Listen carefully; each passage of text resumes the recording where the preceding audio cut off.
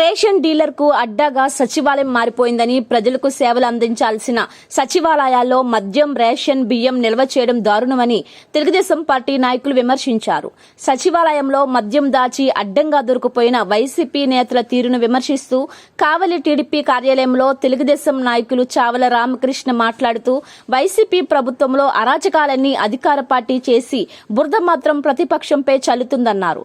సివిజిల్లో మేము ఫిర్యాదు చేస్తే అధికారులు వచ్చి తనిఖీలు చేసి మద్యం, రేషన్ బియ్యం స్వాధీనం చేసుకోవడం జరిగిందని తెలిపారు.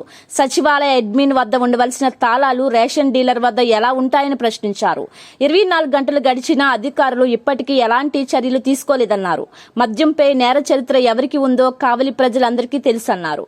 సచివాలయంలో బియ్యాన్ని, మద్యాన్ని దాచిన ఘనత ఎమ్మెల్యేకే దక్కుతుందన్నారు. సచివాలయం ఉద్యోగులపై ఏమి చర్యలు తీసుకున్నారో అధికారులు వెంటనే తెలపాలన్నారు. దేవరకొండ శ్రీనివాసులు మాట్లాడుతూ కావలి సంపద దోచుకున్న ఎమ్మెల్యేలు గతంలో లేరని, ప్రస్తుత ఎమ్మెల్యేకు దోచుకోవడమే పని అయిపోయిందన్నారు.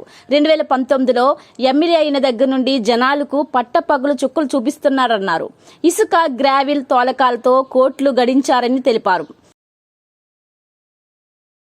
అభివృద్ధికి, డెవలప్మెంట్కి మేము పోటీ పడతాము, డెవలప్మెంట్ విషయంలో మేము పోటీకి వస్తాము, ఇటువంటి పనులు మేము చేయమని అన్నావే.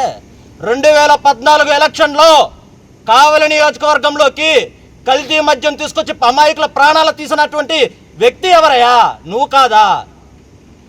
నువ్వు చేసినటువంటి దాన్ని నిజాయితీగా ఒప్పుకో, ప్రజలు ఇంకనన్నా క్షమిస్తారు. లేదంటే చెప్పులు తీసుకొని తరుముకుంటారు నిన్ను ఈ కావలి నియోజకవర్గం నుంచి. అయ్యా ప్రతాప్ రెడ్డి గారు, డెవలప్మెంట్కి అడ్డుపడుతున్నారు అని చెప్పని అంటున్నారే. మీరు ఎమ్మెల్యేగా గెలిచిన, ఎమ్మెల్యేగా ప్రాతినిధ్యం వహించినటువంటి ఈ కావలి నియోజకవర్గంలో ఈ 10 ఏళ్ల పాటు ఒక్కటంటే ఒక్కటి నేను ఈ డెవలప్మెంట్ కార్యక్రమాన్ని పూర్తి చేశాను. ఈ డెవలప్మెంట్ కార్యక్రమాన్ని నేను రాష్ట్ర ముఖ్యమంత్రితో అయితేనేమి, సెంట్రల్ ప్రభుత్వంతో అయితేనేమి, ఎవరితో అయినా సరే నేను మాట్లాడి కొట్లాడి అసెంబ్లీలో చర్చించి కావలి నియోజకవర్గానికి ఈ యొక్క డెవలప్మెంట్ కార్యక్రమాన్ని నేను తీసుకువచ్చాను అని చెప్పడానికి ఒక్కటి ఉందా? ఒక్కటి. నువ్వు చేసినటువంటి డెవలప్మెంట్ ఏంటంటే తుమ్మలపెంట రోడ్డుని నాశనం చేయడం, అదేవిధంగా కావలి పట్టణ ప్రజలు మంచినీటికి ఇబ్బంది పడకూడదని అమృత పథకం కింద తెలుగుదేశం పార్టీ ఆనాడు ఒక ప్రాజెక్ట్ని తీసుకొని వస్తే 80% ఆ యొక్క ప్రాజెక్ట్ని పూర్తి చేస్తే అది ఒక మంచి ప్రాజెక్టు కాబట్టి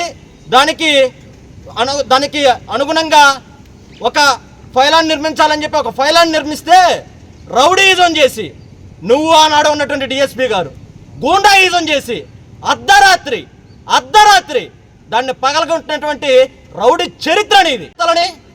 టీడీపీ కార్యకర్తల మీద దాడులు చేయించి వాళ్ళ మీద అట్రాసిటీ కేసులు పెట్టి అబద్ధాలు అన్నటువంటి ఘనత నీది.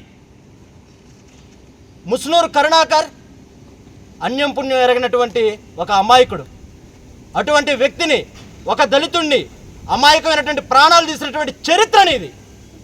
ఏం మాట్లాడుతున్నావు? నువ్వు ఇంకా సిగ్గు కూడా లేకుండా కావలి నియోజకవర్గంలో తిరగతా డెవలప్మెంట్ అంటున్నావే. కావలి వైకుంఠపురం పోయిన సంవత్సరం ఇదే ఎలక్షన్లో ఈ రోజు అక్కడే తిరుగుతున్నావు నువ్వు. నీ కార్యక్రమం అక్కడే ఉంది. ఇప్పుడు అక్కడ ఉన్నటువంటి అనపగుంటని సుందరీకరణంగా చేస్తాను, పార్కు చేస్తానని చెప్పి ప్రగల్భాలు పలికేవే. ఏమైనాయి అయ్యి? కలుగోలమ్మ బ్రిడ్జిని పూర్తి చేస్తానన్నావే. ఏమైందయ్యా? ఏం చేస్తున్నావు? నువ్వు ఉన్నావుగా చూడు. అక్కడ కావలి నియోజకవర్గంలో ఎంతోమంది మహానుభావులు ఈ యొక్క నియోజకవర్గం నుంచి ప్రాతినిధ్యం వహించారు. వాళ్ళ యొక్క పేరును చెడగొడుతూ ఈ యొక్క నియోజకవర్గంలో రౌడీజాన్ని,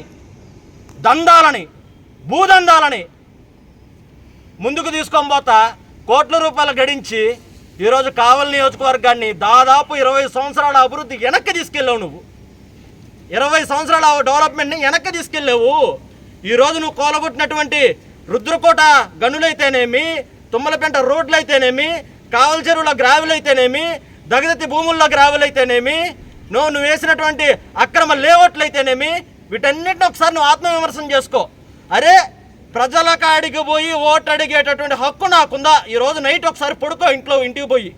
ఇవన్నీ నేనేం చేసి నీ 10 ఏళ్ళు కావలి నియోజకవర్గంలో నేనేం చేశాను అనేది ఒకసారి ఆలోచించుకో.